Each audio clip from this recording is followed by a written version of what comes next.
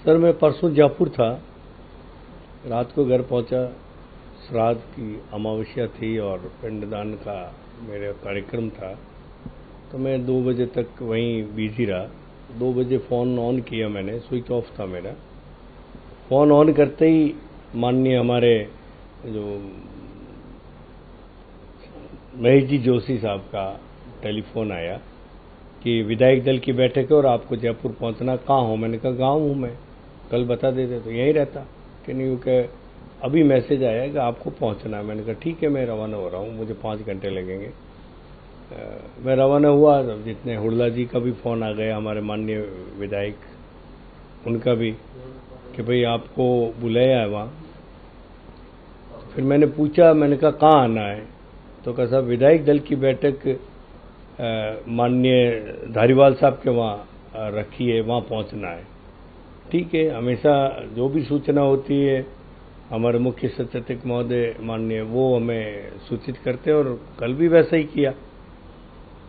दूसरी सूचना कोई मेरे पास में थी नहीं, होगी तो कांग्रेस साथियों के पास में होगी, मेरे पास में नहीं थी।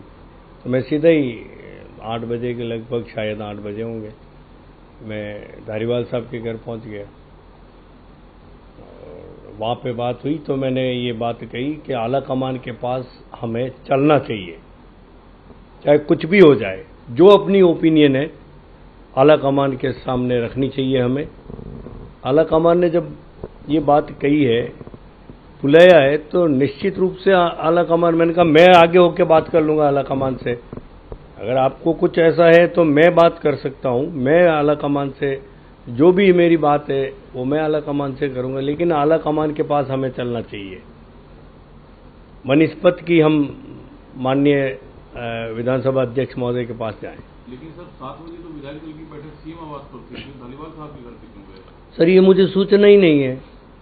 मेरा टेलीफोन 1 या 1:30 या 2 बजे ऑन हुआ, और होते ही मैं मेरे श्राद्ध पक्ष से निवृत्त हुआ पूजा से, और होते ही फ़ोन आया ऑन करते ही माननीय जोशी साहब का, महेश जी जोशी साहब का, कि आपको जयपुर पहुंचना है और विधायक दल की बैठक है और धारीवाल साहब के वहाँ पहुंचना, वहाँ मीटिंग रखी है।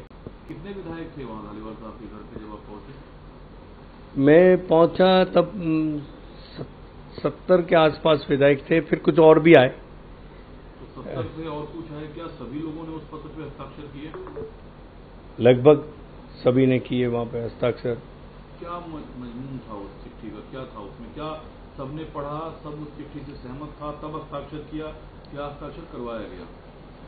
ये तो सबको कहा गया कि हस्ताक्षर करें अपन, लेकिन मैं इस चीज़ को जब आला कमान, मैं आपको बता देता हूँ, मैं कांग्रेस का बहुत अनुशासित सिपाही रहा हूँ, और मेरी जो कांग्रेस में एंट्री हुई है, बहुत कम लोगों को ऐसी एंट्री मिली होगी।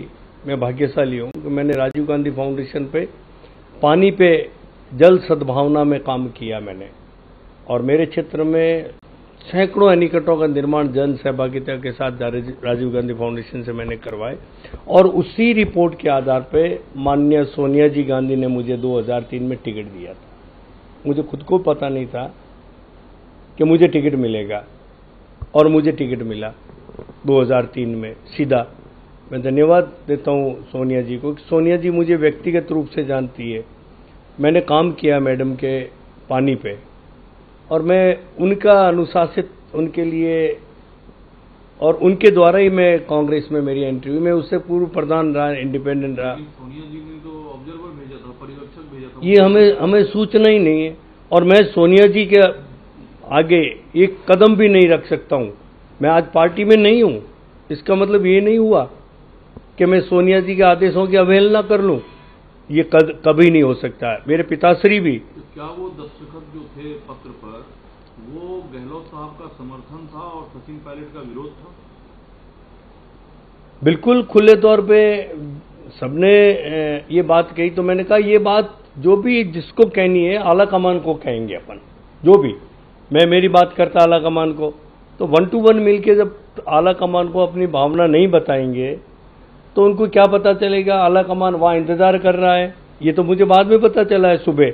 अगर मुझे कल रात को पता चलता तो मैं निश्चित रूप से माननीय मुख्यमंत्री महोदय के पास जाता हूं और मैं गहलोत साहब को अपना लीडर मानता हूं। इसमें कोई दो राय नहीं है कि गहलोत साहब हमारे लीडर हैं, आज भी हमारे वो लीडर हैं।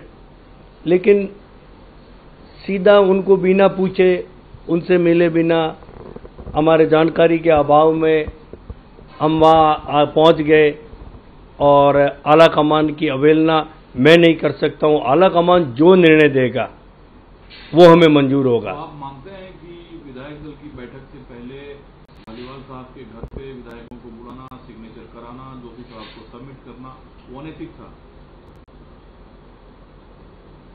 आप इस चीज को हम किसी भी रूप में ले सकते हैं।